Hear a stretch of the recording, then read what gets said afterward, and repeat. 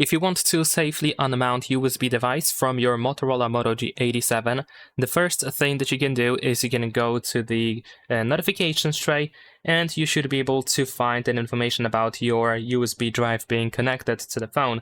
Usually it is sent by System UI, so you can try to find the notification, and if you have it over here, you should be able to reveal additional options by tapping on the arrow over here, and you can find the eject option, so you can use it to then safely unmount the device. But what you can also do, in case you don't have the notification, then you can go to settings, and then over here in settings we should be able to scroll down a little bit and go to storage.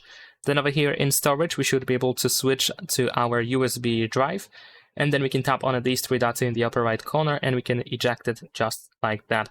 Once we have this information that the device has been ejected, then you should be able to remove it from the phone. And that is pretty much it. Leave a like and subscribe.